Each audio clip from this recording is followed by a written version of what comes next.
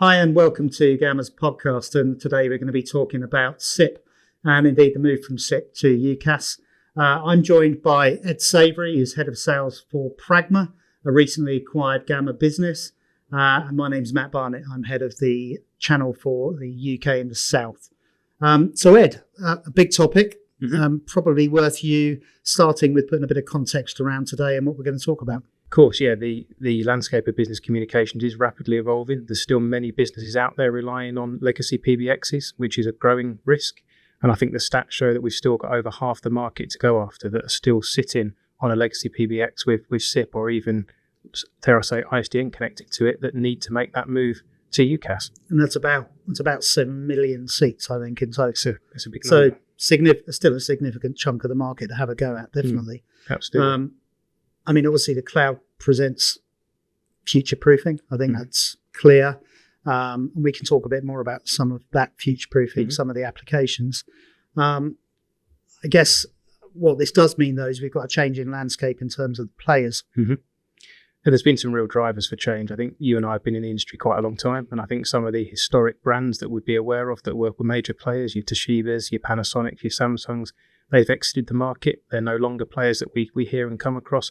Still lots of those systems out there that need to be moved, but we've seen newer players enter the market, delivering newer technology and a different offering. I mean, if anything, it's as a salesman of PBXs for many years, it's frustrating how reliable these things have been.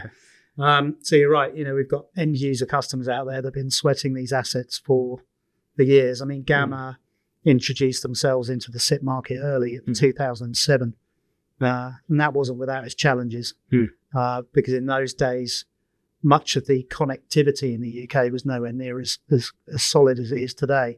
So it's quite cutting edge at the time. And sometimes the PBXs couldn't even keep up. But once they got to a point where they were comfortable and we were comfortable, SIP's been a long-staying player in our industry. What do you think the inflection point is now where we finally really need to move these last few, these last 7 million, frankly, users from what is a legacy system over to the cloud? I think skill set of engineers that perhaps look after these systems is becoming more and more unusual. You know, it's the skill set that's going to be diminishing. There's not as many people out there. I think the risk of parts, so they've got an asset that they've sweated, and the risk is there every day. If that system is to crash, the risk is they're looking at refurbished parts at best. If they can find refurbished parts, expensive parts because there's not many of them, and then find an engineer that can actually fix it. So there's a huge risk there to a business. So I think moving forward is to consider how communication in a workplace has changed, how these people now want to communicate. Can their legacy technology compete with some of the things that they want to use, video and other technology that have come into play in recent years? I think then there's flexibility and scalability. It's very easy to scale a cloud solution. Again, something that PBXs are limited to. They all have a capacity. It's not as easy to add to it.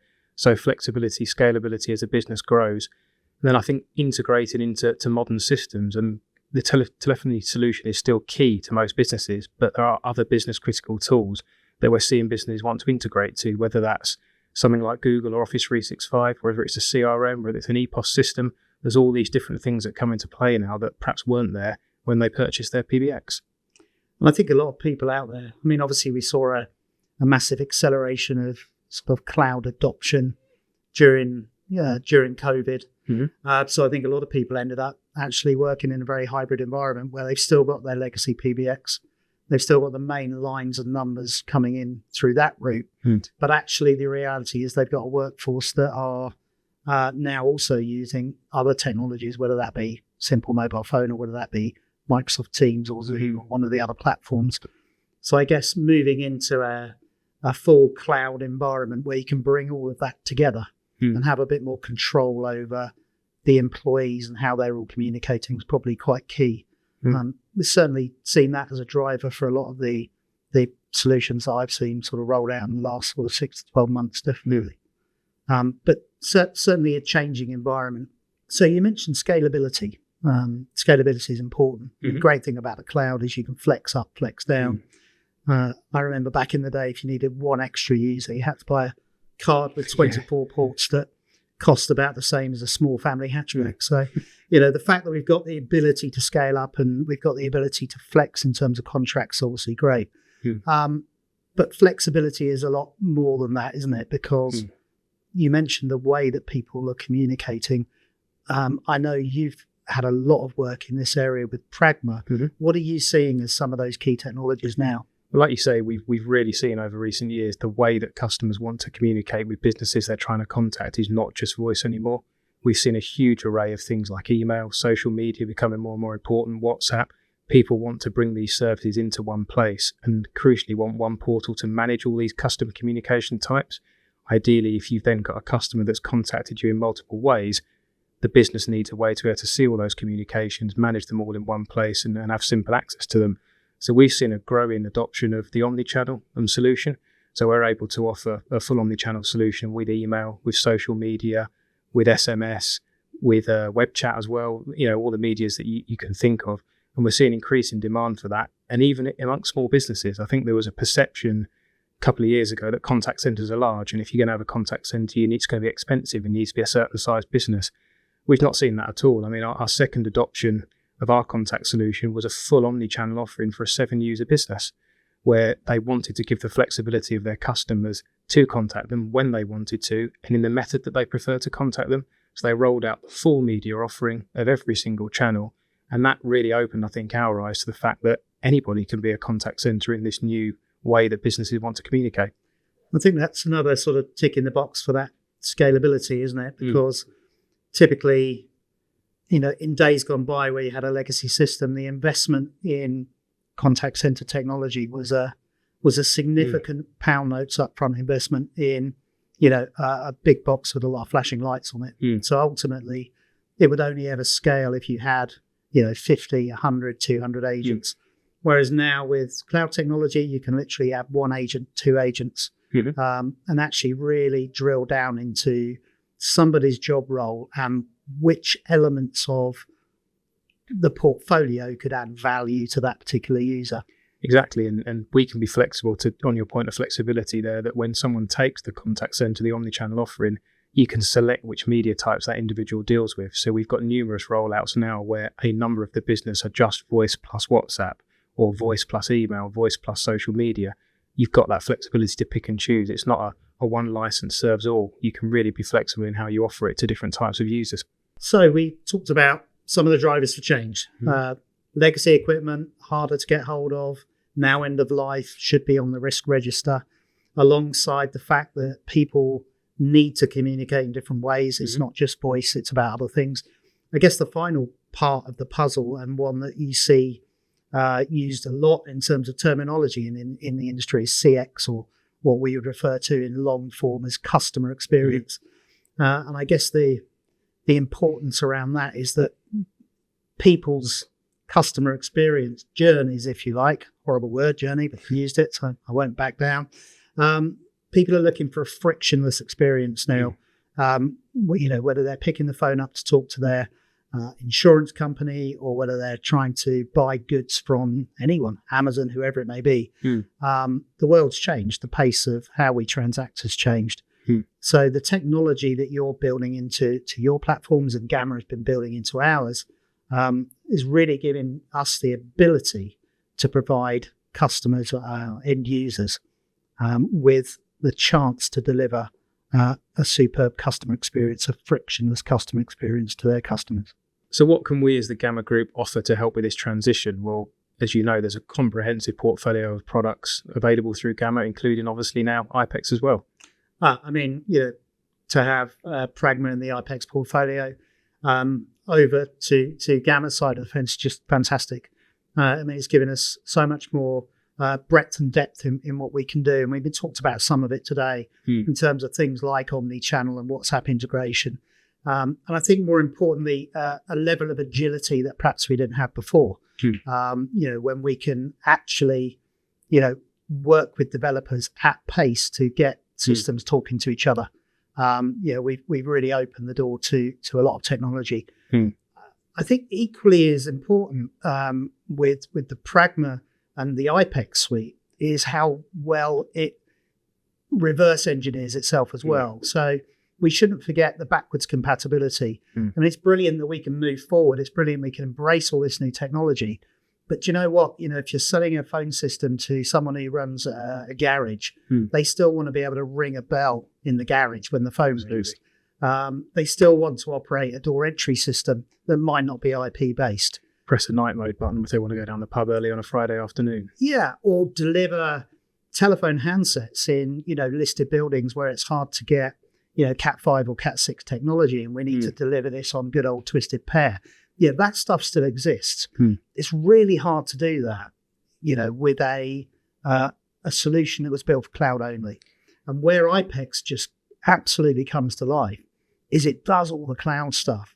But equally, if you need to put a small box on site that will help you deliver some of that more sort of legacy-based technology, we can get the two to work together. And that, for me, is a huge tick in the box. And that's Ericsson LG's heritage, 30 plus years of providing these on-premise PBX technologies has transitioned its way into their cloud product and made offering quite unique. So I think these people that have had legacy PBXs for many years want to make the transition, but are perhaps cautious because they think they're going to lose certain things. I think iPECS is a perfect fit for that type of customer. Well, I think what it gives us, and the bit why it's so important to Gamma, we've got a huge SIP base. And a lot of that SIP base, we can move straight onto a cloud platform. And that will happen, and that has been happening. We've been very, very positive in the market over the last sort of 10, 12 years. Horizon has become, a very popular product. But some of those legacy PBXs that are still out there maybe are just hesitating slightly because there's one or two things that they've got so used to doing. And actually they feel they don't want to be without those things. And where iPECS really adds to our portfolio is we can address those. So it allows us to take more of the available SIP market that should be moving into a cloud territory, if that makes sense. It's probably important to say SIP's not dead, by the way. We are seeing SIP now as a maturing product. If you look at it from a marketing linear curve, it's now a mature product. And in fact, we are seeing, some of that beginning to churn slowly. But there's a reason for that. We're moving into cloud technology. That's what we're talking about today. But also there's other things happening in the market. We have customers that have decided to deploy their own solutions in their own networks where, they want to have their own SIP and do their own aggregation, for example. And we have products that can enable that, like IPHC. We've also got application-specific SIP. So one of the obvious ones to point out would be Microsoft Operator Connect, or OC, which is specifically SIP for Teams. And we will see different iterations of SIP coming out that are application-specific. So it hasn't gone away, and it's not going to go away, I'm sure, for some time. SIP as a technology is still absolutely, an intrinsic part of what we're all doing. We're just seeing less of it in that traditional ISDN 30 replacement market, which was typically where we've been operating since 2007. And you mentioned Operator Connect there. I think there's a number of businesses out there that are perhaps still running a legacy PBX, but alongside that have been running Teams for the last few years, perhaps started to adopt Teams or Zoom during the pandemic. I think those customers that recognise Teams is important for their business, but they need to make the transition away from that PBX. Operator Connect is a key part of the portfolio that could help.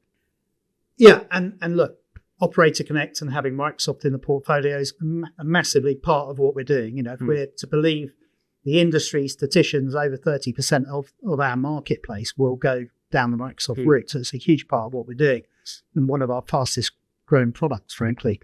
But to have both Ericsson, LG, and also to have Cisco in the portfolio, we really have been able to create something that caters for a huge percentage of that SIP base.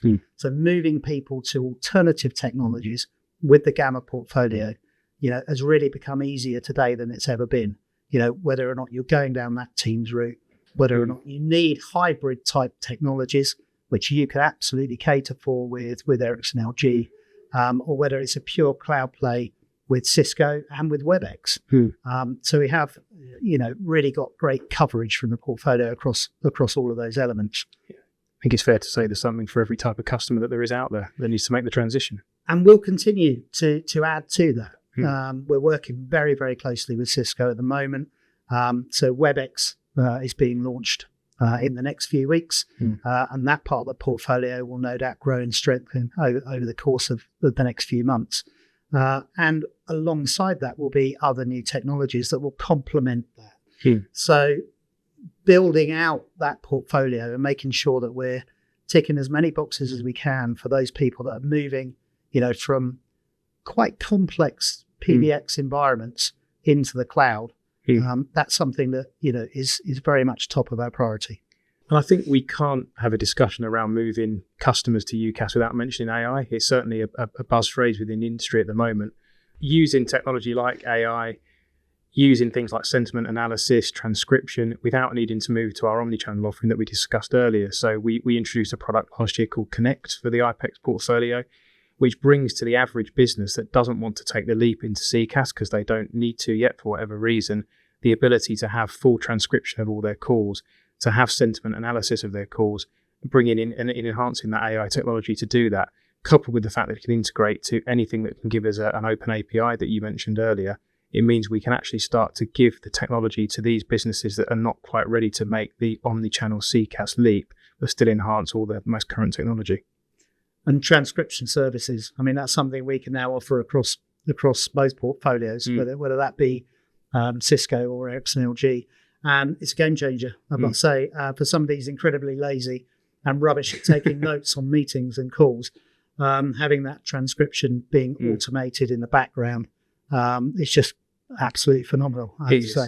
Now it transcribes all your Teams calls, all your voice calls. It's there for every type of call that you make.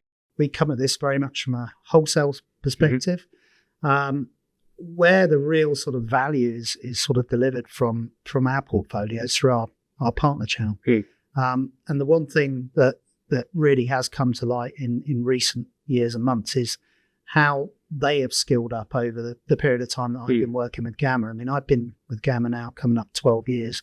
And we have a super professional channel with people that have got the transition from legacy to cloud down to an absolute T now, to the point where, making significant changes to a customer's environment is something that seems to just become second nature. Whereas when we started out on this journey 12 years ago, all seemed quite hard and difficult. Do you see the same sort of thing, over the period of time that you've been managing the rollout of iPECS? Definitely. We've had to see people transitioning, including ourselves, from an on-premise, distributor as we were, or an on-premise, reseller, if you like, that was out on the road installing boxes every day, to a true CCaaS and UCaaS provider. It's a different skill set, a different type of person. And I think having that skill set and that transition that you mentioned there makes it easier and more comfortable for the end user. It can be quite daunting thinking that you've got to change this technology because it's going and you need to. Having somebody that understands what they're doing to handhold you through that, to make it seem easy and less complicated, I think it is absolutely vital, and they do that really, really well. And there's so much more they can wrap around the edges of what we do. Obviously our portfolio has grown. We can do a lot of things now with the technology we've got access to. But that said, our partners are great at wrapping around things like, the local area and wide area networks, the wireless LAN infrastructures, Microsoft licensing, whatever it may be. And we actually become, albeit an important part, a part of a much larger solution. It's just interesting how that's changed as well, really. We've seen the adoption, a lot of our partners, I'm sure yours as well, of IT services as well, in providing that whole wraparound service. We've seen them evolve into providing IT as well, and actually can be a one-stop shop to provide everything that customer needs to enhance their communications at every aspect. Yeah, we used to talk about convergence many years ago, 99, 2000, I'm showing my age now. And everybody spoke about it, but nobody actually really did it. And I think certainly in the last sort of 5 or 10 years, that's completely changed. And understanding both sides of the coin in terms of IT and telephony has really become key to the success of many of our partners. So Ed, look, we talked about moving this SIP base over into the cloud. Not just in recent months. This has been a project that ultimately most people in telecoms have been sort of working on over a period of a number of years.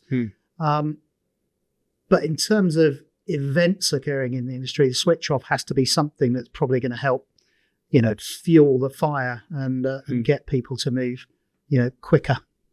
Yeah, the event's obviously been pushed back slightly, so we've got a little bit longer, but I think we need to look at those compelling events as an opportunity and go back to the stats that we said at the beginning, that 7 million number that you mentioned at the beginning. That presents a huge opportunity for all of our partners out there. There's still a huge chunk of the market to go after, an opportunity to sell any of the services that we've talked about today. So we talked about the 7 million SIP. That doesn't take into consideration the, dare I say, ISDN and analog customers that are still out there that have got this switch off date that they're working towards.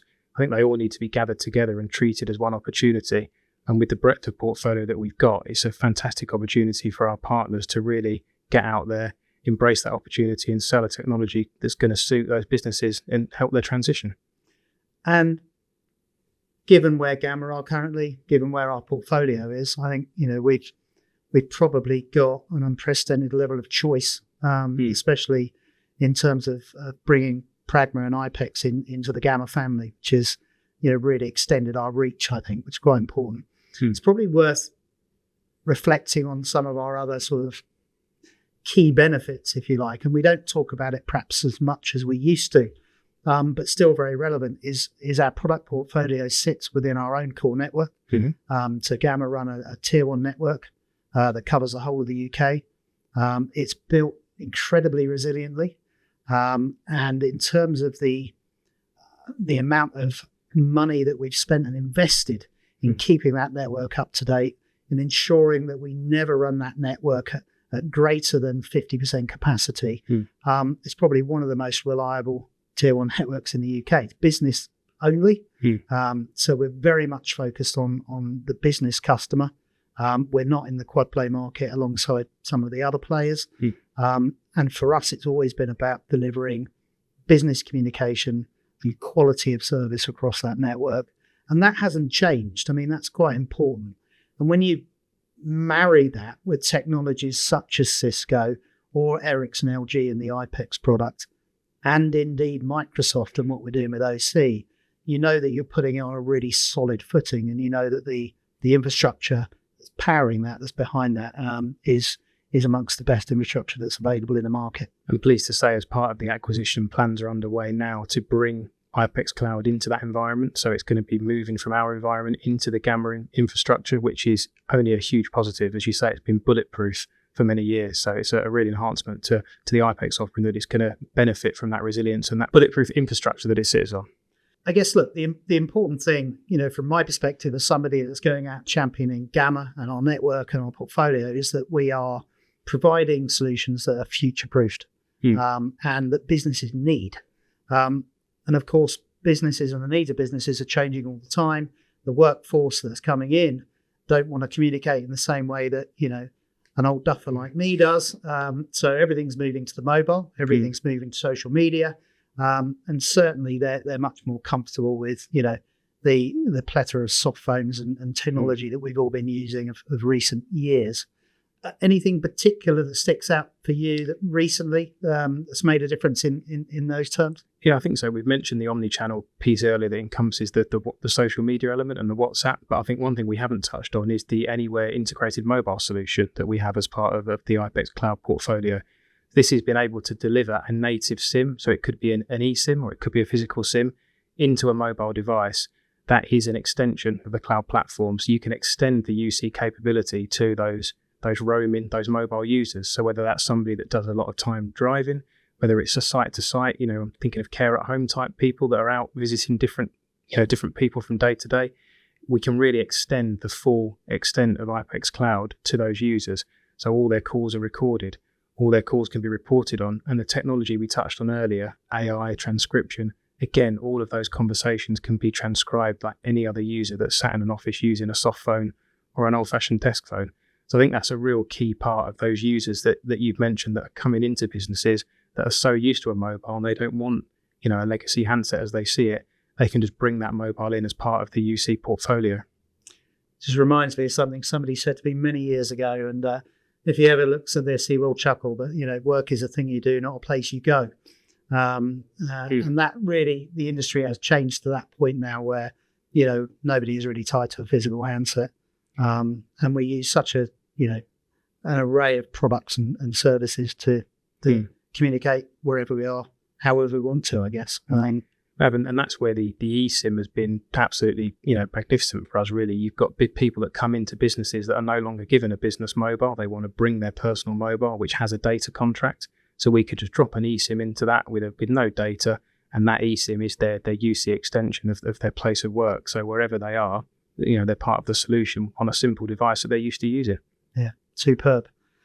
I guess in summary, we've covered a lot in a small space of time. I guess the summary is still lots to go at.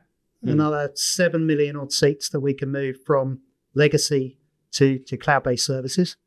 Lots of choice from the Gamma portfolio, whether you want to put that against a Microsoft solution, an Ericsson LG solution, a Cisco and a WebEx solution. We've got plenty to choose from. In terms of overlaying additional services, so we talked about omnichannel, probably didn't mention yet call recording, and we talked about transcription. We've got most of the things covered there as well. And obviously the compelling event, the switch off is coming, and it's getting harder now to service these legacy platforms that ultimately the customer has been sweating for many, many years now. So there's a lot of reasons why we should be quite positive about the next few months and years. I mean, it seems to be a lot to go at. And I think Gamma are in a much stronger position now than we've ever been in. So certainly that gives me a great level of positivity. I think from our point of view, we're excited about the opportunity. I think our partners should be as well, and excited to be part of the Gamma portfolio and what that may bring over the coming years. And obviously for anybody watching and listening to this, I mean, the call to action from us would be make sure you get in touch with Gamma. Make sure you get in touch with your BDMs and your account managers. If anything that we've spoken about today has piqued your interest or resonated with something that would help you, then do pick up the phone and talk to us. We've got a significant sales team that are happy to come out and meet with you and discuss your particular requirements. So just to wrap up, finally, I'd like to thank Ed Savory from Pragma, now part of the Gamma team, for joining me on today's podcast. If you do need any further information, as I've said, do reach out to your account manager or BDM, and they will be there to help you. Thank you.